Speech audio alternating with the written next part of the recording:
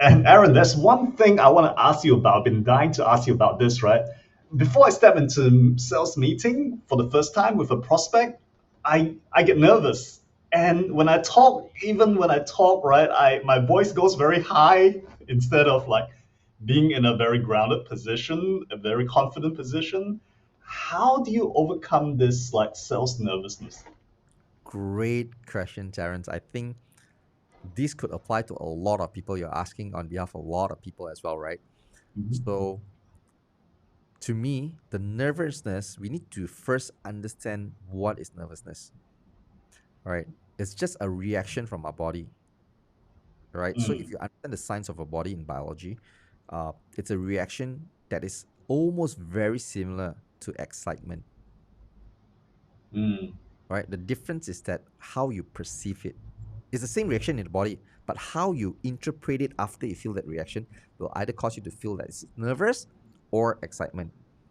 Now, mm, knowing this, you can switch your brain to interpret that signal that the body is giving, like sweaty palms, your heart is racing, you're deep breathing.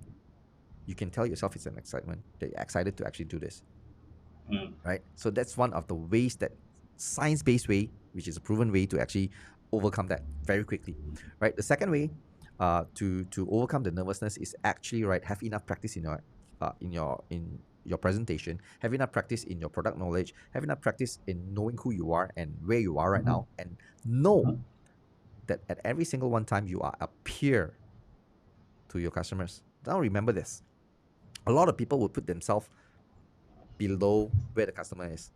This is where they are, this is mm, where the customer is. And that right mhm, will create a gap where you keep on looking up to the customer and you feel nervous because you're trying to win their attention, you're trying to win their mhm, approval of whatever mhm, you're serving them or whatever you're trying to sell them is good for them, right? And you need their mhm, approval to get the sales. Now, in order to avoid this, the first thing that I would do is whatever I just told you just now, okay? And second thing is to position myself as the peer to my customers. mm, Now, remember this: mhm, whatever that problem they're solving, right? You are there, you're helping them to solve the problem. And when they solve already, they would get the results out of it. Without you, can they do it? Potentially not. Maybe they're going to mm, go to other people, they get different kind of results, but you know what results you can bring. So, mhm, if I know that for sure that I can do that for them, why mm, would I be nervous? They should be nervous, right? mm, I know they have the money. It doesn't mean that you have the money today. You would throw me the money and I want your deal. So you have to position mm, yourself as a peer where mhm, winning deals is where I need to see whether we are compatible to work together. mm, So you have to step away from the sales situation where you're going to go into that meeting feeling like, you know what, I'm as much as you're qualifying me, I'm also qualifying you as well. Whether or not you're going to be a mm, good customer to me, right? mhm, Now I'm going to tell you a story that there was once I was invited to pitch a digital marketing service to a very big mm, company. mm. It was owned by a public listed more than 400 years company in Japan, right? Wow. Okay, so they're a very big company. They just took over this company, right? And they asked me to pitch on the digital marketing services for them. So I went there and we had a meeting. I brought two of my experts because I was not an expert in digital marketing. I was good in the presentation and everything. So I went there. It came to a point that I even throw this question to them that nobody that they ever met, right, was throwing because everybody is trying to get approval, trying to brush up, trying to look up to them. But I was sitting as a peer. So after we pitch about our services and how we can help them and what the situation is, after understanding that, then the whole board is there, the CEO, the COO, the CTO, the Mhm, general mhm, manager, right? There's about six to mhm, seven people there. And after I got the feeling and the response from them that they like whatever we're presenting and they're interested, mhm, mhm, and after I finished, I threw this one question to them. Now, Mr. Customer, I was talking to the CEO. I was telling him, Mr. CEO, so you heard what we're doing here, so everything is good and you liked it, and you want to get results from this, right? Yep.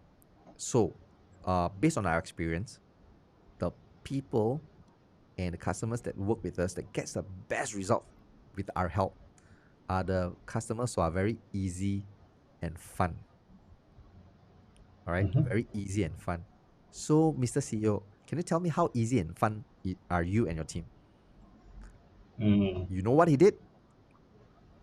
That I think that was the first time he heard this question, because nobody that was pitching was asking question, because everybody was in the mood of, you know what, I go and pitch, right, I just talk everything, blah blah blah blah blah, talk everything to the customer and hoping that I would strong Try arm and them prep to win. them. Yeah, Yeah. trying to impress them, but I'm not there to Mm. impress them. Who tells you Mm-hmm. you cannot ask a question in a pitching? Who Yep. tells you in a meeting you cannot ask a question? Yep. Right? Nobody tells you that. It's just that from our own thinking and our Mm. own societal, I would say, Mm-hmm. the peer pressure and everything that people has put onto us, the culture. So the CEO was looking at me. He he was not uttering a word. He seems baffled. He was looking for answer. So where does the CEO normally looks to when he want to get answer? To the team, right? So it's like Team. looking Yeah. right to the team. And then what the team did was amazing. Everyone turned their head to the CEO and looking at the CEO. And the CEO knows nobody has the answer. And the CEO looked back at me, but the CEO did a very good comeback. Excuse me, Aaron, can you repeat that question? I repeat the same question. Then CEO went to explaining mode. You know what the CEO did? Oh, you know, Aaron, we are very. I was asking about autonomy as well, right? Because we need to be autonomous when doing things, not getting interrupted all the time. You know, look, Mm. Aaron, we are very easy, very fun. Look, I'm coming to the meeting, right? Look at my whole team, all wearing normal shirt. We come here, we are very relaxed, we are very chill, right? And we'll definitely give you autonomy, because why, the previous supplier that we work with, right? They have all the rights to say every single thing, so you can get your chance to do all these things. You know what he was doing there?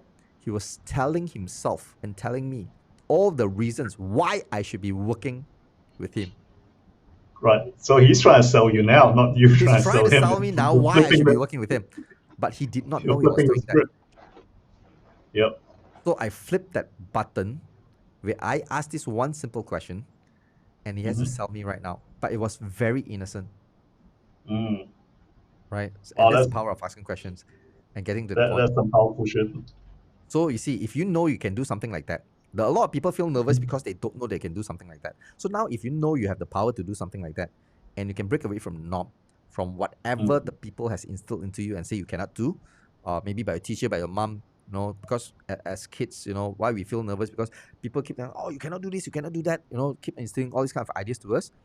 So when that Mm. happens, it brings, unfortunately, it will stay in our mindset, until we are adult. And when adulthood, we tend to recollect those memories back, and we react to certain things because of all the traumatic that things that Mm. happened in the past, right? And we get nervous because of it. So for me, Mm. the second thing to get over your nervousness is to know that you have this power and know exactly the Mm. strategy that you want to go into to the meeting and what you need to do, Mm. right? Practice it, Yep. know what you can do, be a peer, and you won't feel nervous. Do you feel nervous when you're around your friends? Now you have fun. Yeah, familiar. If you're not Yeah. familiar with them, right? But if you know that, look, today, if you have more money or more Mm-hmm. value than certain people that you're talking to, do you feel nervous, or they feel nervous to you? Now they should feel nervous because I can maybe help them double their business, whereas Exactly. why should I do it for you? Kind of attitude, right? Exactly. So, but you can't show it like in a cocky way, right? But you can, Right. Right. you can do it in such a way that they feel so. So when you do that, Yep. because you see, if I have more value than certain people, if I can provide more value, and you need my help and you need my value and you know what I can do for you, I shouldn't be feeling nervous about that, isn't it? Right? Today, imagine yourself, you have $1 million inside your bank, right? You can go into any BMW outlet, you can buy any car with cash. Mm-hmm. Comparing to the person that has loan, that don't have any money, right? Mm-hmm. So when you are talking to other people, do you feel like you will, when they're talking about the finances and everything, do you feel like you're inferior or anything like that? No. Exactly, no. So you, Mm-hmm. in the brain, you must install that mindset and the thinking into your brain that today you have more value to offer to the other people, and because Mm. of you, right, their life will get better. And because of Mm. you or your solutions, they'll be able to double their business. They'll be able to do some things that they were not able to do before. Just imagine they double their business, they can scale and they can hire more people. They can pay more salary to the people. They can get more bonuses. But it's all because of Mm. you. Mm. But most salespeople, Yeah. or most people in sales, they don't even think about that. They think about transactions. So when you keep on focusing on the transaction, you will be nervous, because you feel like today life or that situation is depending on how I can close or whether or not this deal is closed, Mm. right? But if I focus on So providing value true. to other people and settling all the problems at the back for other people that I know I can do that, I'm not focusing on that, Mhm. closing the So deal. true. So I'm focusing Mm. on getting the people to say to me, hey, you know what? I should be working with you. I should, Mhm. we should be working together. You're great, right? I focus on building that rather than trying to close the deal. And that's where my Mm. nervousness all goes away. Perfect. Yep. Thanks, Aaron. That's an awesome tip.